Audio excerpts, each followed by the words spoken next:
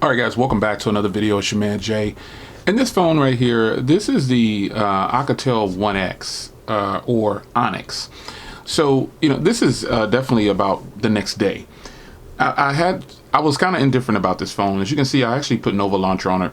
But after using this phone, the first thing I decided to do was make a phone call. That was definitely the first thing I decided to do, test it out. And call quality is definitely really good on this network. AT&T's network is good for phone calls. And on Cricket, which is where AT&T runs, I've had Cricket account before and it runs great. So, the service is really good on the Cricket network. That's important because I do a lot of phone calls with my Project Fi. And so I definitely compare phones to my Project Fi line to see how the quality is. But this phone is definitely good for phone calls, and that's good. So outside of phone calls, I had to make some adjustments right away, as you can see, because I put Nova Launcher on here. There was just this severe sluggishness about the stock UI that was here, and I just couldn't get used to it. So I said, I got to do something to make this a better experience for me. And all I did was put Nova Launcher on. I tested a few launchers, not all of them work, but Nova Launcher seems to work with any Android phone, it appears. So that's a good thing. But overall the experience now is definitely on par. I don't see the slowdown that I was seeing before. When opening apps, obviously it's a little bit slower because this has 2 gigs of RAM.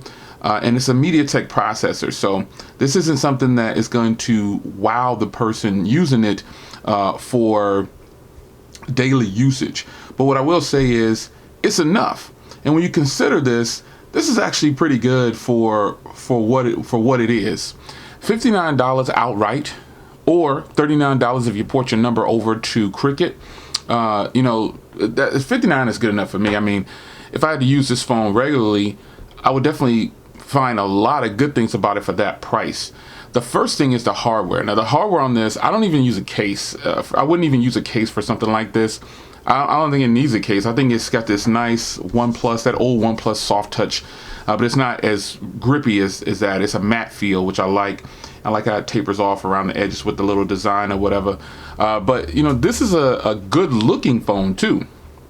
A phone has to look good. I know we don't look at the back of our phones a lot, but still, I like the form factor of it. And when I do look at the back of the phone, I want to make sure it looks good, because I face my phones down on the table so things don't drop on the front of them. But nonetheless, the hardware to me is actually really good. I mean, there's nothing wrong with this hardware at all. I like the way it feels in hand.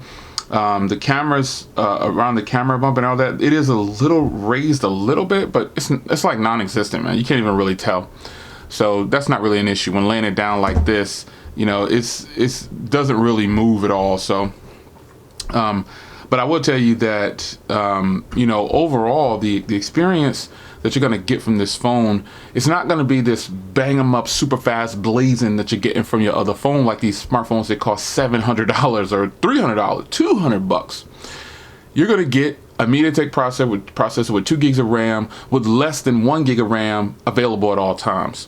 So consider that, what I'm saying? You think about this before you get in this. You're paying $59 and this is what you're getting. It does have 32 gigs of storage, that's for sure. But, I feel like with a phone like this, I have realistic expectations. You see what I'm saying? So look, 54% of the memory is used. Like I just said, you're gonna have less than a gig free. So consider this. You know what I'm saying? Consider it. That's just one thing to deal with. After that, though, hey, this has a headphone jack, which is something that most phones don't have nowadays. It's just one thing that some phones don't have anymore, and unfortunately, that's a reality that we're all gonna have to face. Now, as far as battery life, I think you'll love the battery on this phone. I think you're going to be impressed with it.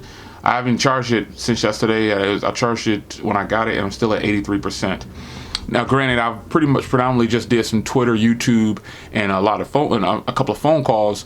But at the same time, the standby drain time from sitting almost, let's just say it sat for 10 hours. It only dropped like 7% or 6%. I think that was pretty good. And then when I started using it again, it's not draining very fast. So that's something that you should consider when you're thinking about phones like this. Most of these phones have really good battery life because of the combination of the processor and things inside. And that's just the way it is. So with that being said, battery life is going to be good. You got a headphone jack. Media consumption is meh. You don't have these powerful dual speakers or anything like that. You just have this one speaker, and the other one is a microphone.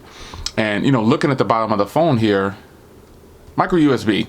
But again, there's nothing wrong with micro USB. It just makes me carry another charger if I decide to take this phone out with me somewhere, which I have. So, just in case, like on a long trip or something like that. That's what I'm talking about. I'm not talking about, okay, I'm just going out to the store, because you definitely won't need a charger. This phone could probably make it at least a day and a half, for sure, 2 days, depending on the user, even longer, 3 days. Some people might be able to go a weekend, because again, the people buying this phones are not at the top of their list like us. These people are just, I need it for phone calls, text my son, text my husband, text my wife, take a few photos every now and then, and that's pretty much it. They're not gonna, might do some social media, but other than that, they're not into the tech like us, so they don't really care what's inside. They just want it to work. So, all in all, man, I mean, you're gonna get a little bit more sluggish experience. You're not gonna get this bang 'em up, snappy performance that you might get, instant gratification, I should say. But you'll get some gratification. You'll get stimulated by this phone just like any other smartphone, because it has a beautiful design, a 5.5-inch display, 18:9 ratio, decent cameras, good setup. So the next day, man, I think the only thing I had to tweak was the skin. I just wasn't feeling the skin. It just was too sluggish for me, so I put Nova Launcher on there. After that, folks, this is a pretty decent phone and totally worth $59. Let's keep that in mind. $59, that's full cost with no contract. $39 if you decide to get it on Cricket. With a contract, you can port your number over. Not so much contract, but just porting your number over, because they don't have contracts. But nonetheless, I'm impressed, with what this phone is offering at the moment. Calls are really good, like I said. Battery's good. No real complaints at this point, man. I just feel like it's $59. How much more power do I need out of this phone? Some of you guys are actually using this phone right now. I believe someone commented saying, hey, I'm watching on my phone or whatever. But how do you feel about the phone? If you have this phone, what do you think about it? How do you feel about it? How's it been treating you? Did you switch out the launcher too? Are you comfortable with the stock launcher? It's your man Jay, the next day.